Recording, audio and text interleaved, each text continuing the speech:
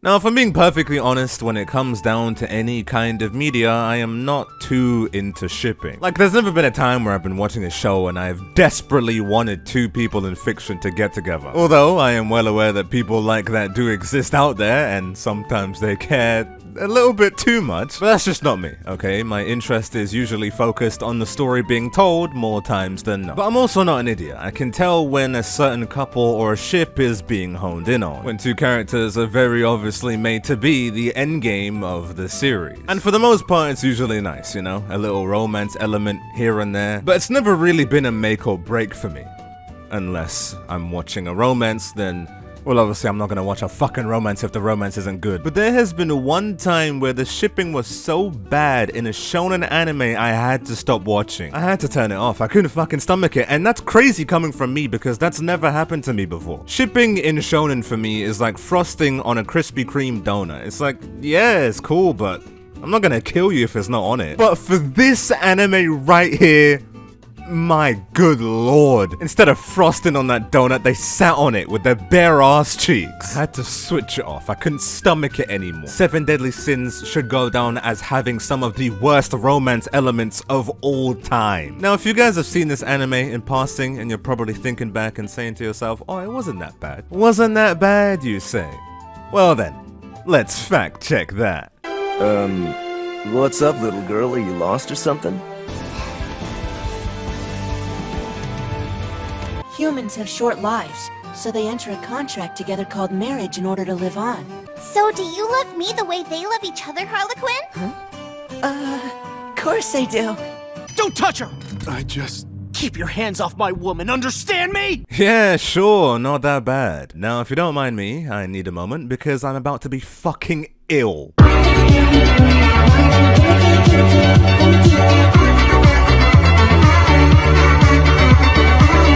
Yeah.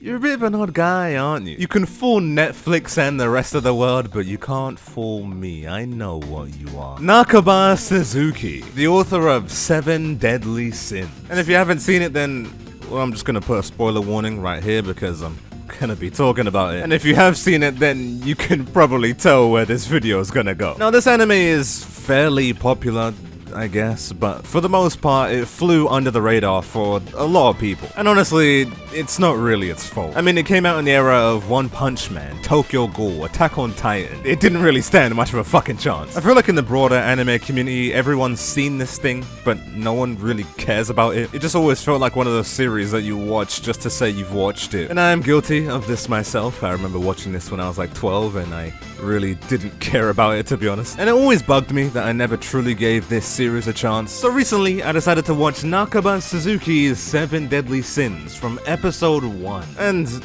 well, it's not great, but it's far from the worst thing I've seen in my life. However, I had to stop watching this shit. I had to call it quits. I made it to like season 4, which is a pretty good distance within the series, but for the life of me, I had to stop watching it. I just could not stomach it anymore. Now, the story itself isn't bad, you know. 7 magical beings in the medieval times who are fighting back demons who are attacking the world. It's not bad. The reason why I had to stop watching was because of the shipping. The shipping is so weird. And it's not because there are characters who I wanted to get together but didn't get together. Trust me, I'm not one of those freaks. But it's because the author is constantly shipping his main characters with children. Why? And he's so cheeky when he does it. He'll do like little droplets. Like he'll put it in little droplets that are digestible. Like you'll be watching it and think to yourself, oh, it's not that bad. And you don't realize it until you take a step back and think to yourself, what the fuck is on my screen? And it's so subtle that I'm willing to bet that most people who watch this anime didn't even realize how strange this was. But here's an example. Here's a 10 out of 10 prime example as to why this author needs to be investigated right now. Meliodas, the main character of the series. Now don't get me wrong, as a character he is pretty cool. He's the son of the Demon King, but he turned out good and he has all these powers and he is a cool character. And he's also 1,000+ years old. I just felt like that part was relevant. And his romance story takes place with Elizabeth, the character he meets in episode 1, who is 16 at the time, so it's not great. Honestly, Japan, You lot need to sort that out, man. But over their adventures and over their many journeys together, they eventually fall in love. And they basically become the prime couple of this series. And that would be fine if some other parts were ruled out. But the biggest problem with this couple for me is that episode 1 isn't the first time they meet. Here is. I don't think I need to be the one to explain why this is a fucking issue. And it looks like it was taken out of context, but the more you know, the worse it gets. Now, a quick lore dump of 7 Deadly Sins. 1,000 years ago, prior to the beginning of the series, there was an ancient holy war between angels and demons, where Meliodas was on the demon side and someone called Goddess Elizabeth, not to be confused with the mainline Elizabeth because the author was that fucking lazy he couldn't rename a character, was on the angel side. But on some classic Romeo and Juliet type shit, Meliodas and the Goddess Elizabeth fall in love, but the Demon King didn't like that, so he cursed Meliodas with eternal life, and he cursed the Goddess Elizabeth to die and reincarnate over and over again, forcing Meliodas to constantly seek out her reincarnation. The only problem with that is that every time she reincarnates, she doesn't have her memory. And every time she regains her memory, she is fated to die within 3 days. Now, during one of these reincarnation cycles, you know, his love dies, yeah, it's part of the curse. The same second she dies, he finds a dying woman holding a baby, and you can probably put the dots together here. That baby grows up to be the Elizabeth that is in the story. And he gives the baby away to like royalty, and they adopt her and take care of her or whatever. So this whole thing is bad. Like, it is fucking weird. Why is he courting a baby? Why is he promising to marry a baby? It's odd. Right, it is weird. But I wouldn't have too much issue with it story-wise if he just dropped her off and left it at that. But that's the problem. He doesn't leave. The whole time he's in and out raising her, and he practically becomes a family friend, knowing in his mind that this is someone he's harboring romantical feelings for. I don't know about you guys, but where I'm from, there's a word for that. Him helping raise his future wife adds nothing to the story. It's just a weird fantasy that the author threw in for no fucking reason. It doesn't tie into the story in any meaningful way. She doesn't even recognize him in episode 1 because everyone has fucking amnesia in this show. It's just weird to me. I don't have a problem with the reincarnation stuff. I only have a problem when he starts raising his future wife. And it genuinely serves no purpose to the story. You could write this out and everything will play out perfectly the same. Yeah. You're an odd fella, aren't you? Meliodas and Elizabeth have odd stuff going on here, but they're one of the better ones if you ask me. For them, it just felt like the author got a bit cheeky in some areas. And it's not even the first time he's done this. They aren't even the only couple in the series that do this. King and Diane. 2 characters in the main cast of the main 7 Deadly Sins. Now once again, on the surface, there's no problem. King does look a bit childlike, but that's just half the fucking cast at a certain point. The issue is how they meet and how their romance blossoms. Now, King is the king of the fairies, and yes, I know, very creative name. And before he even meets Diane, he's like 1,000 years old because fairies age differently. And as you can clearly see here, Diane is a giant, and giants age differently. Now, within the context of the story, King met Diane when he was about 1,000, and Diane met King when she was 50. Which doesn't sound too bad. I mean, 1,050 sounds a lot better than 1,016. And it sounds all nice and dandy until you factor in that 50 in giant years is like fucking 3 in human years. And this is where their romance started, when she was about 3. And they lived together for 500 years. And during that time period, she was canonically a toddler throughout all of it. So just casually another character raising their wife. And this really wouldn't be much of an issue if this was just a childhood romance, if they were both kids. But it's just not. King is over 1,000 and is fully matured by this point. He ruled over a nation. He was the king of the fairies. And yet, even after having the maturity of someone who can lead a nation, he still manages to fall in love with a toddler. Nice one. Honestly, I think I'm starting to notice a pattern here. Are you trying to tell us something, mate? Fucking hell. You can probably see how the romance of this show ruined it for me. And it sucks because I think 7 Deadly Sins is a decent series. It's not a bad watch. But there's no denying its unnecessary use of EDP romance. He doesn't need to meet her here. It doesn't serve a purpose. In fact, he doesn't even need to see the baby here. King doesn't need to be an adult here. He just doesn't. If it was just an innocent childhood romance, then there would be no problem. time. Instead, it just feels like an episode of My Wife is 9 years old. And yes, that's an actual anime. Japan has fucking problems. But not only was the anime itself ruined for me, but it also ruined a few of my favorite characters in the series. One of them being Bon. Now, Bon is basically this bandit type character who stole and drank from the Fountain of Youth and is now essentially immortal. Now, nothing can kill him. Originally, his life was dog shit. He lived in extreme poverty, and he wanted to drink from the Fountain of Youth and gain eternal life to live long enough for something positive to happen to him, which led to him being branded as the sin of greed. It's fucking cool. But there's one small problem with his character, which is he likes kids. What's up, little girl? Are you lost or something? You know, you don't make it easy for people to like this series. One of the best characters in this entire show, and for no reason you've made his love interest look 12. I mean, just look at this shit. Look at it. What the fuck, man? I can stomach a lot of bullshit when it comes to anime, but not this. This is just too far. Honestly, 12 might have been pushing it because she looks 5 from some of these angles. I know half of the cast looks like kids, but this is bad, man. This is really fucking bad. And I say looks bad because in canon, she's not actually a child. No, she's actually over 1,000 years old. Yeah, I'm sure that defense would work quite nicely in a court of law. I'm fairly certain that the she's 1,000 years old defense started here. She looks 5, but she's actually 1,000. Why? Just make her look adult. And the story actively goes out of its way to explain that she canonically looks like a child, as when they first meet, Bon literally calls her a little girl, and then proceeds to fall in love with her.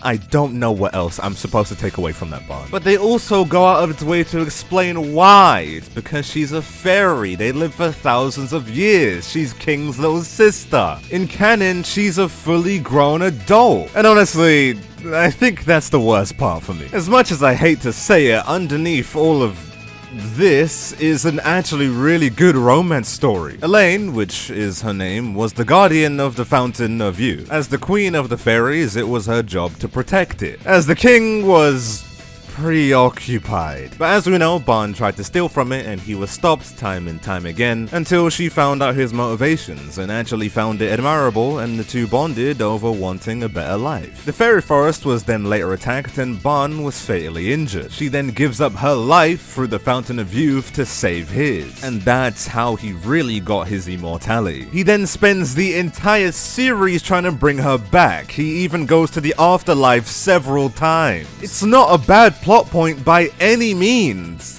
It's just undermined by the fact that she looks fucking 6. Instead of being romantic and heroic, he just comes across as fucking creepy.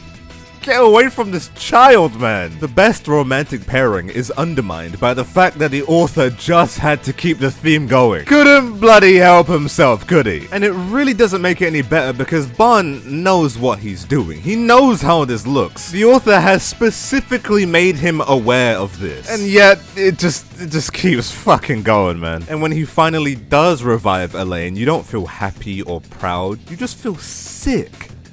What the fuck am I looking at? And to add as many insults to this injury as possible, during Bon's journey to revive Elaine, he was accompanied by another person who actually had romantic feelings for Bon. I think this is the only time I've ever truly shipped something ever. Not because I actually wanted to see it happen. It was just because I didn't want to see this happen. Jericho was nice to him, Jericho liked him, they had chemistry, and she didn't look like a fucking lolly. The not being a lolly being more of a selling point for me. And just for your information, okay, fairies in this series can transform into almost anything. We didn't even know what King looked like for the majority of season 1. So Elaine can transform. She just doesn't because, well, I guess the author just wasn't really thinking now, was he? Her being a fairy means nothing because fairies can transform. She could have looked like an adult from the start. Do you care to explain that one there? I like him younger. As young as possible. Okay then, right. Well, as you're now aware, Bon is no longer one of my favorite characters because well, I shouldn't really have to explain it any further. But mainly because everyone, and I mean everyone who watches this show, will automatically gain a new favorite character once they hit season 2. The legendary Escanor. This guy is the GOAT of this series, and single-handedly carries this show on his back at a certain point. He's the sin of pride. He has ego. He has the powers of the fucking sun. He's the strongest member of the group until the power creep ruins the fucking show. Now, I could glaze this guy all day, but we're not here for that. We're here to talk about the romantic element of his character. Who has the best character of this show been paired with? Now, I'll be honest, okay? Looking at the track record, I didn't have high hopes. I was expecting one of my favorite characters to be ruined before my very eyes. But lo and behold, Escanor falls in love with Merlin. The sin of gluttony, someone who strives for constant knowledge and power and isn't a child! Fucking hell, can we get a round of applause, please? Oh my days, finally a character who doesn't like children! Escanor, I knew I could believe in you. I knew you were my favorite character for a reason. Now, Merlin is once again another character who's over 1,000 years old, but they met when they were adults, so you can't really complain too much here. Fucking hell, is the bar really that low that we're celebrating an adult with an adult in this anime? And their romance is okay, you know, he's powerful, she likes power. It's a bit cliche, but I'm just happy to not see kids involved, honestly. They have some pretty good moments, and I think this is the one ship in the show where you can say it's pretty good, is what I'd honestly like to say. But no, he just can't help himself. So that's your true form, I take it? Why?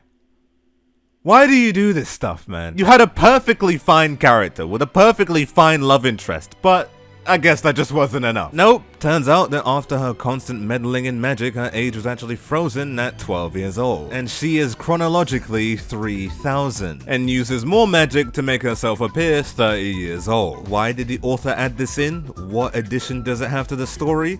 Honestly, I don't fucking know. After this point, I dropped off. I stopped watching the show after this. Not only was the story just getting really uninteresting, but the amount of times that a child has been 1,000 years old is just too fucking many for me. I tried to research and spoil for myself why the author turned Merlin into a child, because I just really don't fucking care about this show anymore, seriously. And I couldn't find any reasoning that justified why this was necessary for the story. Why didn't he just freeze her age at 30 and keep her looking like this? What was the point? Well, I keep asking what the point is, but I feel like by now we all know. You're an odd guy. We all see it. Now, I don't know if Merlin can turn back or not, or whether she's stuck like this, or whether Escanor's relationship with her continues. And at this point, I don't really care. Seven Deadly Sin fans, honestly, it's no hate, but I'm not watching this show anymore. It's not bad. Well, it's not really good either. I mean, it's alright. This video isn't really a review of the show, but it's far from the worst thing on Netflix. It's just the romance makes me heavily ill. That's one of my main critiques here. And I know that's pretty rich coming from a Chainsaw Man fan, but at least the pedos in that show die. These lot get married! Which brings me to my next point, is that this series is still going on till this day. Every one of the main couples have been married off, and they all have kids now, and they now have a Boruto-style show. The official sequel to the anime called The Four Nights of the Apocalypse. So we have the author behind all of this stuff making a story about a bunch of kids. Yeah, I think I'll pass on that one. If the idea of Bun and Elaine having a kid together wasn't traumatic enough, then my first impressions of this show certainly were. Everything I've heard about this show, literally everything, has been not about the story or the plot or the villain, but the discourse has been a fully grown adult falling in love with Lancelot, which is Bun and Elaine's child. Oh my god. And he isn't masked behind being 1,000 years old. No, he's just straight up 10. 10 years old. This guy's not even trying to hide it anymore. He's not even fucking trying. Why is this a romantic plot?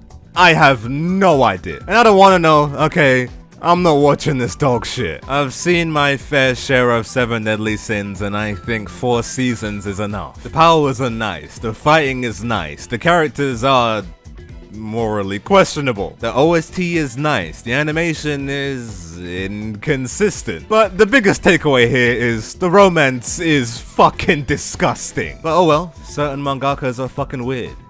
In other words, grass is green. But anyways guys, this is in fact the end of the video, and if you liked, please leave a like, and if you didn't, then feel free to degrade me in the comment. And if you made it this far into the end of the video and you aren't subscribed yet, then I don't really need to say, okay? If you wanted to subscribe, you'd be subscribed by now. But with all that said, all my links and socials are in the description. Feel free to follow me on anything. I hope you guys did enjoy the video. But until next time, make sure to drink your water and get enough sleep at night. Okay, goodbye. No, I gotta keep my fire on. Fire on, fire on, fire on. Yeah, my whip, I'm flying. That girl on my left. That bitch on my right on. Damn,